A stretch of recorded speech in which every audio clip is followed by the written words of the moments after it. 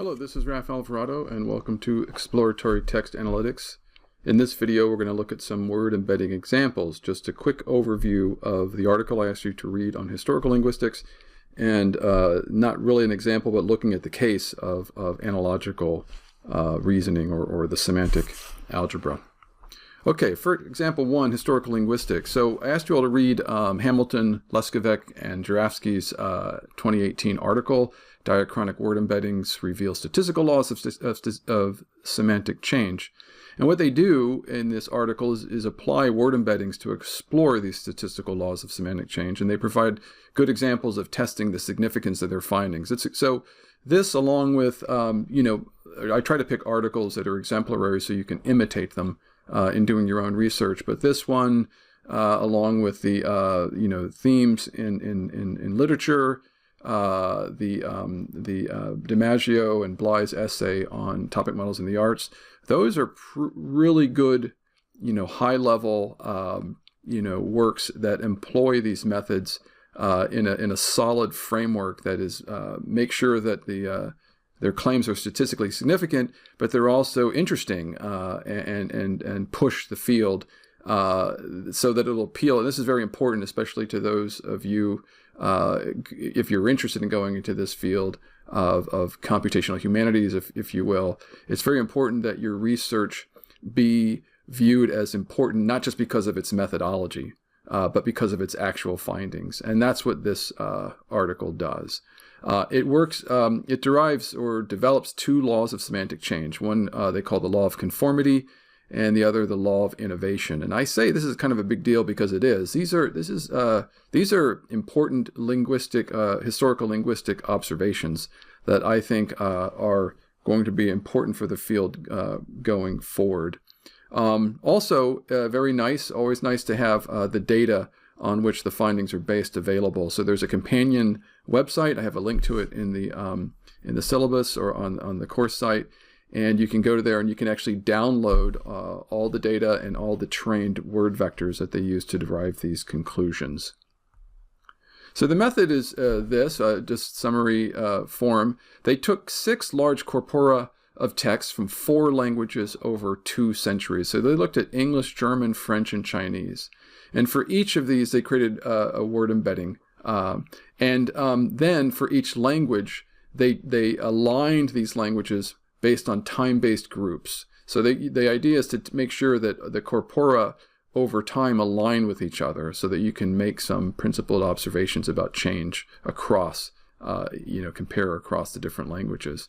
They also ran tests based on known semantic shifts in order to test the performance. So we're not talking about labeled performance testing here, but we can look at the relative performance of these different methods that they've used, the one specified below, based on how well they can detect things we know to have changed. So the 3 methods that they use, which we've mentioned already, the positive pointwise mutual information, singular value decomposition, and skipgram with negative sampling, which of course is word2vec. So this is nice because they actually are able to show how these perform and what their strengths and weaknesses are. And we'll look at that in a second. But I really encourage you to read this article thoroughly and get a sense of, how these things can be used. One of the takeaways is that even though, skipgram negative sampling is all the rage, it's not necessarily the most effective for certain use cases. So here we go back to our diagram of word paths, and this is what they develop in this article, showing how these particular words have changed. And again, you can see how this is possible because they've segmented their data temporally, and they've been able to project these different versions of words as different words onto the same semantic space. So the word gay in the 1900s and the word gay in the 1950s and the word gay in the 1990s are 3 different words, as it were, in the system. And then you can see how they have different positions within the overall setting. I'm not going to unpack this. It's kind of self-evident what these things mean. I'm going to look at one more closely, another example, where they use PCA to visualize the movement of the word empire in British discourse.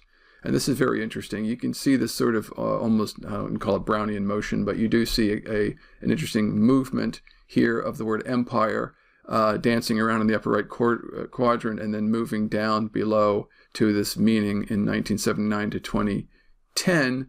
And obviously these shifts have to do with both linguistic shifts and with real historical shifts that obviously drive the linguistic shifts. And here's a comment by Ben Schmidt, whose blog post that responds to this article I've asked you to read as well.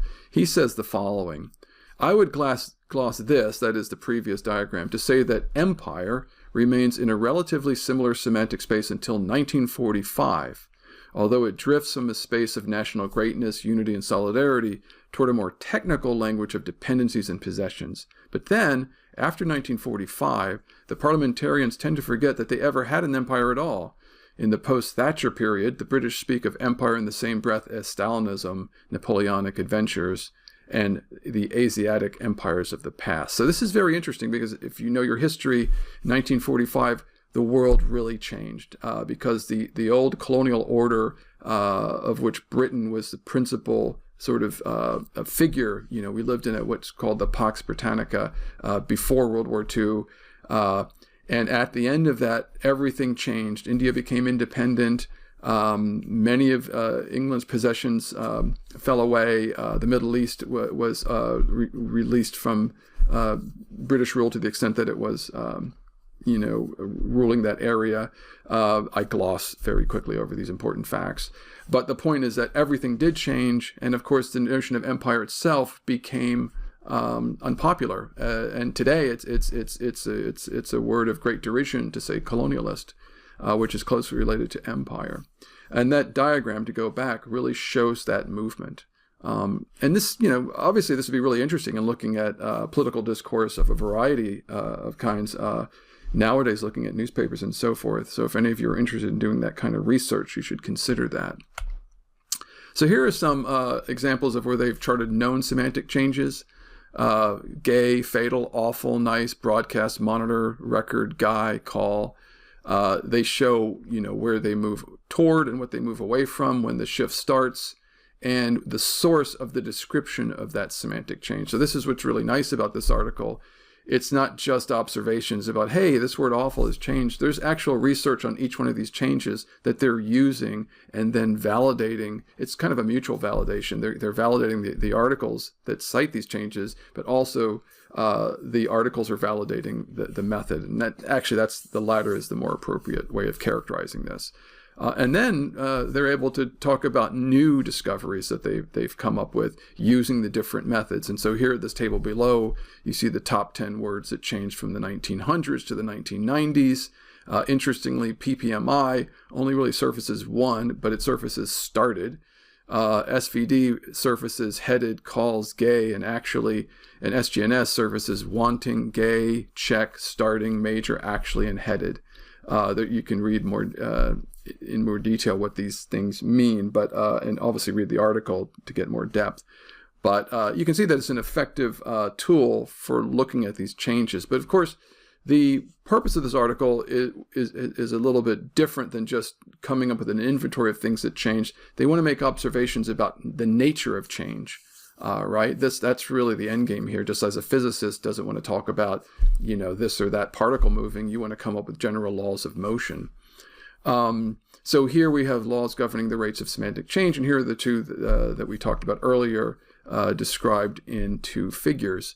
So there's the law of conformity, which argues that words that are used more frequently change less and have meanings that are more stable over time. So there's a correlation between frequency of use and stability of meaning, which is very interesting.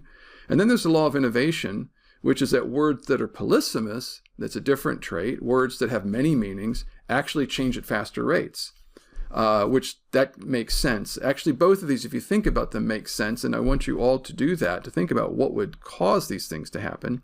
But I do point out this as well, which is that since polysemous words are also frequently they're frequent, these laws can be in tension, which is interesting too, and interesting how you might apply these laws to predict whether a word will change or not in a given context. So that's an interesting finding. I think it's really quite profound. So just a quick note here that in addition sort of a side effect of what they are able to accomplish in this essay is comparing the relative values and looking at specific use cases for each of these methods. So PPMI is useful. It's because it's intuitive and it's alignable across different collections. One of the things about PPMI is that the features make sense, whereas the features in these other methods are obscure. So it's more easy to align them across the collections. You don't have to resort to certain hacks to do that. But it doesn't really perform well due to its sensitivity to rare events. SVD, on the other hand, is sensitive, but it works well in smaller corpora, but it's prone to artifacts. And SGNS is robust but not as sensitive, SVD being more sensitive. Better for discovered shifts and visualizing change. Employs a neural network to infer embeddings. We already know that, and it's implemented by Word2Vec and Glove. All right. So a quick note of caution, which is that Ben Schmidt's essay shows great enthusiasm for this paper, as it should. But he does cite some cautionary research, in particular an article by Hellerich and Udo, which caution against the use of SGNS to make observations of the kind this article makes. They argue that it shouldn't be used because its random seeding, which is part of its algorithm, produces unreliably different neighborhoods for words. However, Schmidt points out that this unreliability may be due to the fact that the authors are relying on Google's dicey, very dicey 2005 to 2009 n-gram data that we've talked about already in the culturomics context. The corpora that these authors are working with in this paper are much more well curated and don't suffer from the same problems. So it's an open question.